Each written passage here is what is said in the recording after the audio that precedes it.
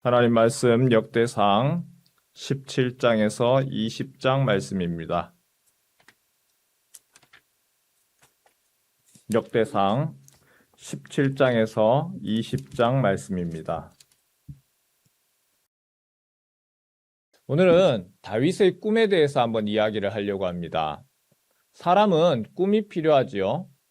꿈이라고 하는 것은 기대입니다. 희망이고 그리고 소망입니다. 꿈이 있는 사람은 좌절하지 않습니다. 꿈이 있는 사람은 행복하지요. 그리고 꿈이 있는 사람은 소망이 있습니다. 하지만 꿈이 없습니다. 꿈이 깨어진 사람은 흔들립니다. 방향을 잃어버립니다. 마음을 잡지를 못합니다. 점점 엉뚱한 방향으로 흘러갑니다. 다윗이 하나님을 향한 꿈을 꿉니다. 성전 건축에 대한 꿈이지요. 오늘 1절 말씀, 바로 역대상 17장 1절에 보니까 다윗이 그의 궁전에 거주할 때에 나는 궁전에 거하고 있는데 하나님의 집이 텐트 저 천막에 있다. 그래서 다윗이 그 하나님의 집을 짓고자 하는 꿈을 꿉니다. 모든 사람들이 다 이 꿈을 꾸는 건 아닙니다. 모든 사람이 다 다윗처럼 이렇게 하는 것은 아니죠. 관심 없는 사람은 사실은 보이지 않습니다. 다윗이 왕이라고 한 것이 아니죠. 다윗에게는 하나님의 집이 천막처럼 그렇게 되어지는 모습, 나의 집은 좋은데 다윗 하나님의 집이 천막에 있다라고 하는 것 자체가 마음이 아프고 불편했던 겁니다. 교회에서도 보니까 그런 것 같아요. 뭐가 고장이 났습니다. 부족합니다. 그런데 그게 눈에 보이는 사람이 있습니다. 다 보이는 게 아닙니다. 눈에 보이는 사람, 그 사람이 특별한 사람입니다. 우리는 그 눈에 보이는 것을 사명이라고 하죠. 그 눈에 보이는 사람이 복 있는 사람입니다. 그런데 그 눈에 보인다고 해서 다 복 있는 사람은 아닙니다. 눈에 보이면 내가 그걸 하라는 거죠.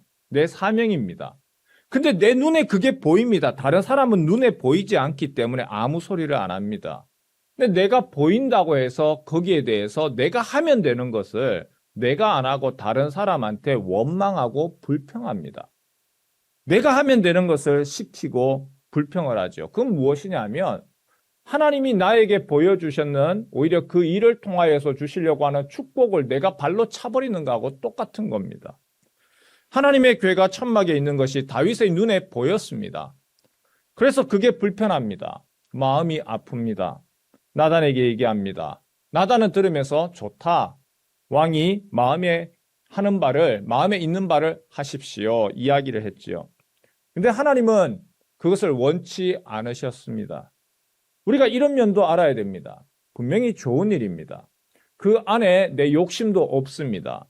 이렇게 하는 것이 하나님께 기쁨이 되고 교회의 유익이 되는 거 분명합니다. 누가 봐도 그렇습니다. 그러나 때로는요, 하나님이 원치 않으실 때도 있습니다. 기다려야 될 때도 있습니다.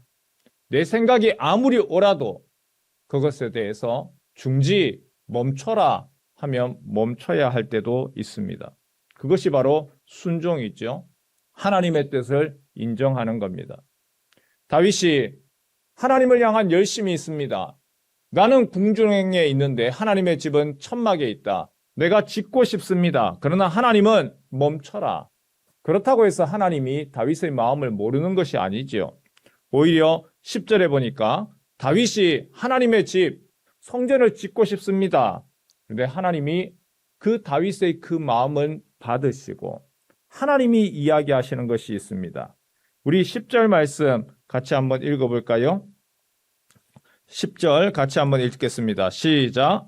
전에 내가 사사에게 명령하여 내 백성 이스라엘을 다스리던 때와 같지 아니하게 하고 또 내 모든 대적으로 내게 복종하게 하리라.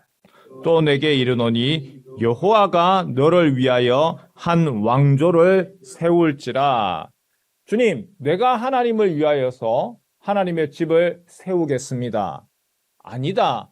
내가 너를 위하여서 왕조를 세우겠다. 어린아이가 엄마, 내가 엄마 위해서 차 사줄게. 그런데 부모님이 엄마가 뭐라고 얘기하죠? 마음적으로 기뻐하면서 그래 그래 고맙네. 나도 너 위해서 이렇게 해줄게 하는 거하고 같은 것이죠. 그런데 우리가 눈여겨볼 것은요. 다윗의 이 꿈과 비전이 언제 있었냐는 거예요. 언제? 1절 다시 한번 볼까요? 1절에 다윗이 그의 궁전에 거주할 때에 다윗이 궁전에 거주하니까 그래서 그의 마음은 나는 궁전에 거하는데 하나님의 집은 천막에 있습니다. 역대상에서는 이렇게만 얘기를 하거든요. 그런데 사무엘하 7장을 가보면 그곳은 병행 본문이라고 얘기합니다. 똑같은 배경입니다. 뭐라고 이야기하느냐? 여호와께서 주위의 모든 원수를 무찌르사 왕으로 궁에 평안히 살게 하신 때에 하나님이 복 주셔서 다윗의 주변에서 적들을 무찌르시고 원수를 무찌르시고 그래서 다윗이 왕으로서의 궁전에서 평안히 살 때에 다윗이 언제 그 거룩한 열방 꿈이 있었죠? 표출했습니까? 평안할 때에. 오히려 평안하고 하나님이 평안을 주시고 하나님이 은혜 베푸시고 모든 것이 문제가 없습니다. 여러분 언제 기도하시죠? 어려울 때 기도하십니까? 평안할 때 기도합니까? 새벽에 나오시는 분들은 기도 훈련이 되신 분들이라서 나는 평안할 때도 기도하죠. 하지만 일반적으로는 정말 똥줄이 타야지만 기도하지요. 어려운 일이 생겨야 기도합니다.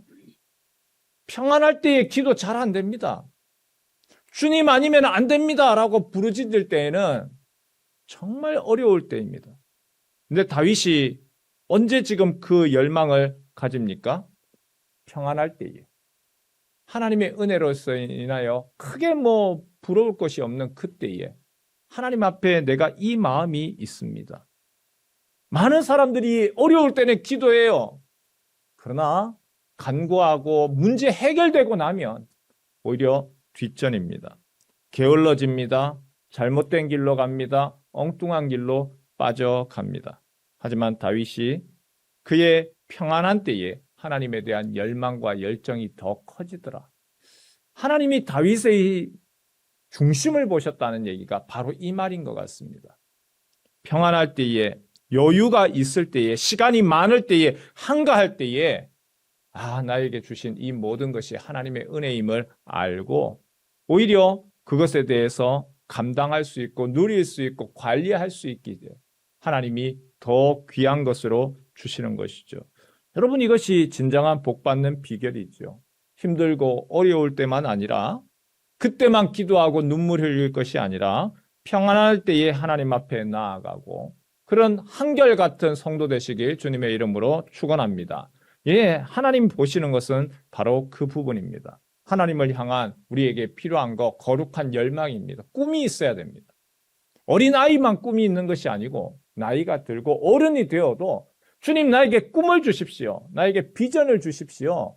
그 꿈이 우리의 마음을 심장을 뜨겁게 하고 살아서 숨쉬게 합니다. 그리고 그 꿈이 또 새로운 비전을 가지게 되고 주님 앞에 간구하고 부르짖게 합니다. 그리고 주님 앞에 부르짖을 때에 하나님 내가 평안할 때에 내가 모든 것이 안정을 누릴 때만이 아니라 내가 언제든지 주님 앞에서 변함없는 모습으로 주님 앞에 서게 하옵소서. 다윗과 같이 주님 나에게 꿈을 허락하시고 그리고 흔들리지 아니하고 변함없는 마음의 중심을 보시는 주님 앞에서 칭찬받는 그러한 한결같은 축복의 사람 되게 하옵소서. 우리가 이 아침에 함께 기도하기를 원합니다.